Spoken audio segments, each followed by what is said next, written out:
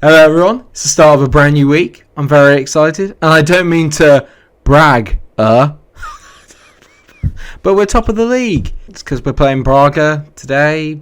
Braga, no. I'll let myself out. That joke has either gone down supremely well, or everyone has just stopped watching the episode. Please don't. Please don't.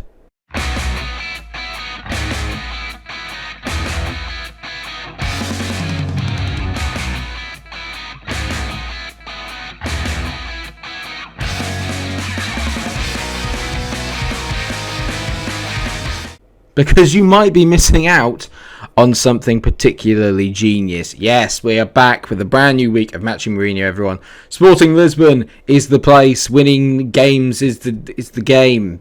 Yeah, I'd make a terrible talk show host. But if anyone's looking for one, hit me up. Twitter, DM me. Slide into my DMs. But only for job offers. Not like that. You filth, all of you. Anyway, moving on. Last time out, not brilliant. We lost 4-1 to a herd of zebra, aka Juventus. Wasn't great. I'll get that out of the way. We've already played the home leg because I think we can all say that we were out. Okay, we did score 3 goals, but unfortunately, so did they. Cristiano Ronaldo is phenomenal in this year's game. But Patson Daka got a hat-trick, so he's better than Cristiano Ronaldo. That's all I'm going to say. In all fairness, actually, Daka has been brilliant because he's helped us all to 4 back-to-back wins in the league, which has put us firmly in charge of the table. You can see here, Benfica, who we will also be playing today away from home, are 7 points behind on the same amount of games played. Porto have 2 games in hand, but even if they win both of those, they will be 3 points behind. Braga, who used to be part of the Big Four, if you will, have 2 games in hand as well, but even if they win both of those, they'll still only be in 7th place. They are struggling this year, and I intend to give them an absolute pasting today. Okay, so I've had to make some enforced changes because, as always, there's always something wrong with the squad. Klozek and Porro are both unfit, so they've dropped to the bench.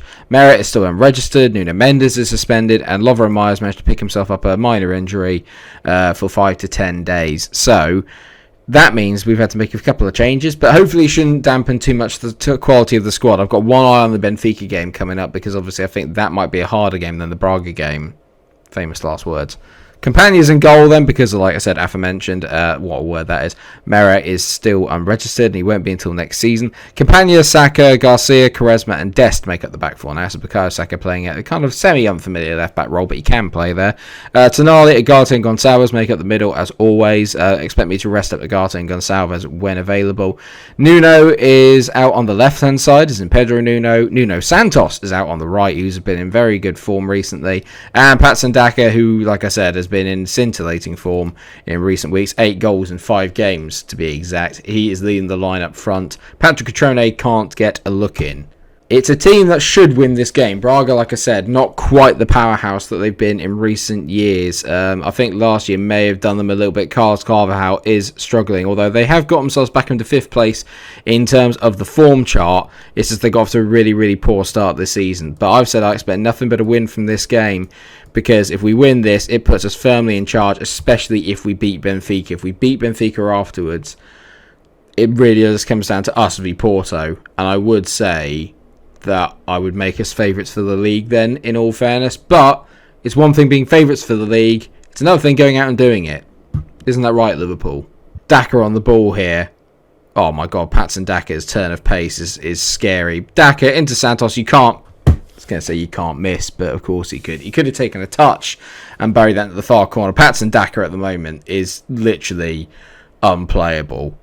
His pace, his power is frightening, actually. The physicality, he's finally kind of got used to the pace of the league, and his pace is just frightening. It really allows us to stretch defences, which is amazing.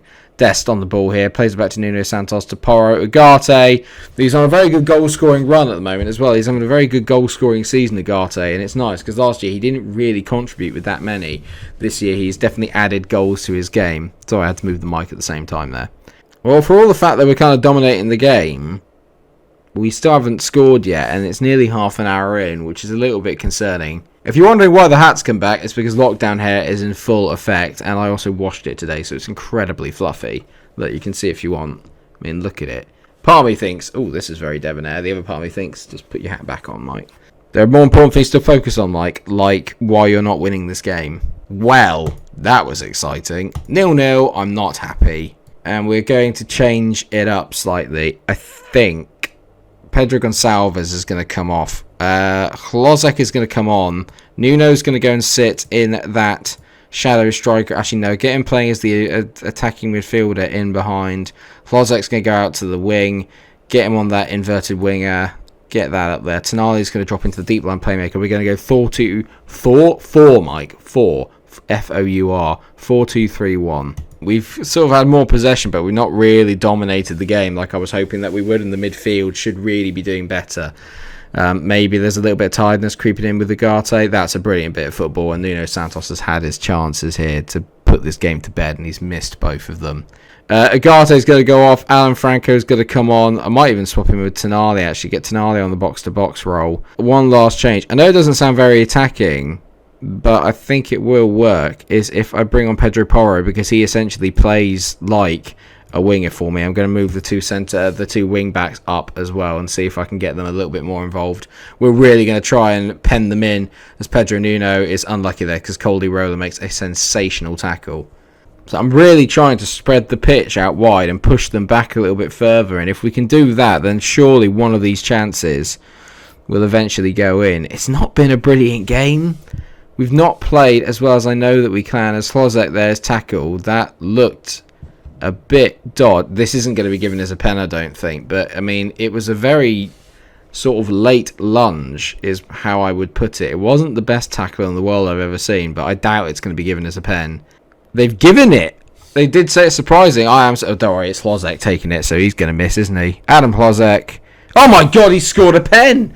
I mean, it's lucky. That's what I will say. I won't say for a second that we deserve that, because that's very, very lucky. I mean, it was a bit of a lunge. Like, there's no getting around it. It was a bit out of control, and it was a little bit heavy. Because surely if he's fouled me, he should be sent off. Because he was already on a yellow. So surely it should be a red. Or is that the double jeopardy rule? Who knows anymore? Even the refs don't know what it is. All I know is if Mike Dean was refereeing, that would definitely be a red. The less we say about Mike Dean on this channel, and on any channel, the better. Because that's all he wants. He just wants all the limelight. I've just given it to him. Bukayo Saka now down the line. Can we finally open him up and get a second then? Saka on the ball. I mean, he's been tackled. They can't possibly give that as a pen. Surely. Is this like the Portuguese version of Old Trafford? What's going on? If they give this, I'm so sorry to Braga. I feel like United. Yeah, good, cool. Alright, good. Well done, ref. Good. I mean, don't get me wrong. I would have taken it. I'd love to have had a 2-0, but like, I don't want to win it that way. Oh, brilliant save there by Dimitrov. I said it was a brilliant save. All he had to do was kind of walk out and claim it. Nuno, that's just not good enough, Nuno. Don't you dare. Don't you dare, Braga. Don't you dare. Mido, I mean, why? He's a centre-back. We've let him walk halfway up the pitch. Counter-attack. Nuno Santos. To Daka. Santos, you've missed so many chances today, and you continue to miss, but it's okay, because Pedro Nuno is there on hand to tap it in after he gave the ball away, and I thought we were going to concede an equaliser. I mean, I'm really happy that we've won the game 2-0. I'm less happy about the fact we literally let their centre-back dribble all the way up to the right-hand side of the box. I mean, what's that about? It's a bit poor from the goalkeeper. He really should have smothered that. But ultimately, I mean, let's not lie. We deserve to win that. They had one shot in that entire game, and we had 18. Okay, so let's just put that into perspective. Whether you think it's lucky or not is irrelevant. The fact that we've won is the most important. We did absolutely suffocate them. Good start. We've won 10 straight games in the league. That is what I want to hear. And we've got a full 7-day break until I play Benfica. I can't remember the last time I had a 7-day break between games. Right, now my record against Benfica away is abysmal. Okay, let's not lie. It's not very good. So today I'm looking to put a little bit of a... Well, I'm just looking to put a stop to it more than anything else. Them and Porto playing, both of them win. Darwin Núñez is something else. He's got 35 goals this season and 34 appearances. He is in... Look at the attributes. Tell you what, first thing I'm going to do when I go to another league is I'm bringing him in. Eric Garcia is suspended for the Benfica game. Let's have the Champions League results come in. Don't care about that Mickey Mouse competition. Not bothered by it. Don't care. Don't want to know. Don't want to know how Zebra did. Braga, Porto and Benfica all won. It's nice, though, that the fact that they played a midweek game and I haven't, that does fill me with a little bit more confidence, actually, because I've got a game in hand over Benfica now as well. But, I mean, all the rest of the Big Four have won there. I say Braga are part of the Big Four. If they manage to get into 4th position from where they are, hats off to you guys, hats off to you. I swear Mourinho just obviously really doesn't like me because any of my really good young Portuguese players, he just doesn't pick. He doesn't pick Gonçalves, he doesn't pick Mendes, he doesn't pick Pedro Nuno, doesn't pick Nuno Santos. It's just like, what? We're Portuguese champions, you... Yeah. Gallardo admits lacking respect for Munch. Wow. Alright. Gloves are off then. Is it okay to call someone a prick in a press conference? I know what I need now. I need the Big Sam. He can't take it. He can't take it, can he? He can't take it. That's one of my favourite press conferences. Big Sam versus Mourinho. Classic. It's funny because Mourinho learnt a lot from Big Sam. Okay, here we go then. Big game of the episode. Taking on 2nd place Benfica. Remember, we still have a game in hand. And we are still ahead of them in the table. That is all that matters. Right. I've got to put a few changes in there. Because Saka, good as he was in that game, Nuno Mendes is going to come back in. And, of course, Pedro Porro is going to come back in because I just feel we're a lot better on that right-hand side when he plays. The big loss is Lovro Maia not playing. Having said that, despite the fact he didn't finish anything in that game, Nuno Santos did actually play quite well. But what I am going to do is I'm going to go back to the inverted winger roles for the players. So Nuno's going to come off, Flozek's going to come back in. So it is essentially our first team minus Eric Garcia and Maya. It looks still pretty strong. I've gone support with these two because I'm just very aware that sometimes Benfica overload me in the wing areas. And I don't want that to happen. I'm actually changing my tactics. I know I'm being a real manager. I'm shocked and scared too. They're 2nd in the form table. We are 1st. So, can we get a big win? Win this, and I dare say that the title is nearly within. We have one hand on the title, apart from the fact we have to go and beat Porto. But then we're playing them at home, and I fancy us against them at home. I'm always worried about this fixture away because in the big games away, we tend not to turn up, but we just don't defend properly, I think is probably the best way of putting it. I don't want to change my tactics and go to being counter-attacking because when I have done it, it's not worked. I like pressing. I think we've got the players to do it. We've got a better squad. That's the ultimate truth, is that we have a better squad, I think, overall than they do. I think their starting 11 is very good, but I think our squad is better and they've got a real star man in Nunes. But without him, I'm not so sure how good they are. As Nuno Santos gets the ball back to Porro, we've made a very good start here. Santos... he was going to send that across and he should have done really, but we are doing all the pressing here and this is what I mean. Get in their faces. Go on, Hlozek. Decent ball in. It'll work. That would have been possibly goal of the series apart from Hlozek's left-footed volley from basically nearly his own half while the goalie was out. What a goal that would have been from Pedro Gonçalves. How is Mourinho not picking him? I don't understand. The one thing I always say that I do struggle with when we play them is that my midfield goes a bit missing. But I have to say that in this game, Ugarte and Gonçalves have made a very decent start, as has Tonali. Ugarte on the ball. Come on, mate. Decent pass. I mean, that is... I said you were having a good game, and then you go and do that. It's their version of Nuno Santos. Quaresma just decides that he's going to trip him up. I always concede a penalty against Benfica as well, one way or another. They are... I was saying, actually, I feel like, earlier, are we like the Portuguese United? No. Benfica are the Portuguese United. Good. Waldschmidt steps up. Buries it. And this is where we usually struggle. I kind of get picked off a lot. I think it's worked having the wingers as a little bit more defensive-minded, but at the same time now I need to kind of go looking for the game. And that upsets me. They're beginning to tear the screw. If we can get through this period and get to half-time without conceding again, I'll feel much better. If we can just get to half-time without conceding, I'll feel quite good, quietly, quite decent. Gonçalves on the ball, back to Yeamon. Yeamon to Ugarte. Ugarte. Great ball to Patson Daka. Use your pace, please finish, Patson. What a save that is by Odysseus. And what a name, but what a save. He did everything right there, Daka. He picked his spot and he tried to lay it past him. It's just a brilliant reaction stop. You actually look at it, their XG is only higher because they had a penalty. Other than that, we've actually been very, very even with them. Daka's playing at 6.4. Today is not the day to not turn up, mate. I'm going to throw my water bottle because I love throwing my toys out the pram when things aren't going my way. That's what makes a real manager. I hate saying it because he's played really well over the last few weeks, but Patson Daka's going to come off. Patrick Cutrone is going to come on. He's got a history of scoring big goals in big games. And I've got to rotate this. Santos is playing at 6.3. I really miss Maya. The creativity of Maya cannot be underestimated. This is a good bit of play here. Nuno into Cutrone. I brought him on to score and he's headed it miles wide. Santos, not happening. On comes Pedro Nuno, a man for all occasions, and we're going to go back to being attacking. Let's just get into the wingers. Let's try and pin them back. Maybe if I leave them up there and give their fullback something to think about, because at the moment Tavares and Bartolak are giving me a little bit of issues, and I need to find a way to pin them back somehow. At least it's not the pasting that we usually get when we come in, but at the moment I'm still walking away with no points from Benfica, which always annoys me. Nuno Mendes, don't shoot. Squares it. Nuno! God, he scores big goals.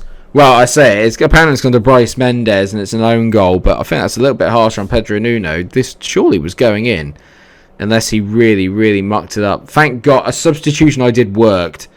Mendes sort of scuffs his cross. No, that was going miles wide. It was an awful effort. Who cares? Bartolek throws the ball in. Agate heads it away. Just hold on now, boys. If we can get a draw, that suits me down at the ground. Obviously, a win would be brilliant, but if not, if you can't win, don't lose. That's the old saying, isn't it? Darwin Núñez. What a save by Campagna. I can't remember the last time I saw Campagna make a brilliant save. That is certainly one of them. 5 minutes to go, and I would happily take a draw from this game, come out without a defeat. It means that our head-to-head record in the league against Benfica... No, wait. Nuno, please. Please. Pedro. Nuno. Oh, Adam Hlosek's tapped it in, but it's all thanks to Pedro Nuno. But Adam Hlošek is the first one to respond. Yes! Give me the league title, you git. What a free kick. What a save by Odysseus. You have to say he's made 2 sensational saves. But we've nicked it at the death. Yes! They say the hardest thing to do is retain a title. Liverpool. Brilliant. We're making it look easy. 11 straight wins. Massive win against against one of our biggest title rivals. And you'd like to think that almost knocks Benfica out of the running. They've got 10 games to go. We've got 11. But they are now 7 points behind with us having a game in hand. We win that, 10 points ahead. It's really now a shootout between us and Porto, you would like to think. And I believe that is where we're going to come back. Because there it is. We got Braga away again, and then we got Porto. But we've seen Braga already today. What we'll do is we'll come back for the Porto. And I think the Chavez game, because we haven't seen a lot of Chavez on camera, that could be the decider. We win that, I think we've done it, because the rest of the season, the rest of the games are all much of muchness. Guimaraes stands out as a particularly quite tough game. That could be tough, as could maybe Morenese or Morenonsens, or whatever you want to call them. Morerents? I think that's how you say it. Either way, we're in the driving seat now officially. That win has made my life so much easier. Get ready, ladies and gentlemen. I sense another league title, the second in a row. I can feel it. I can feel it. Winning more league titles tonight. Oh Lord. Don't really think it fits. But what an end to the episode. Thank you so much for watching it. I hope that you have enjoyed it, and welcome to a brand new week of Matching Mourinho. If you've enjoyed the episode, please do drop a like on the video, share, subscribe. Make sure that you also hop over towards my Twitch channel, where we are playing a lot of FM at the moment with my tier 10 to the top save. It's going really, really well. We've had such a great time recently, so obviously if you haven't done it, twitch.tv/micromanage14, link is in the description. Come and join in, have a good laugh. I will see you all very, very soon. Please remember to like, share and subscribe. Take care. Until I see you tomorrow. Stay cool. What a win. What a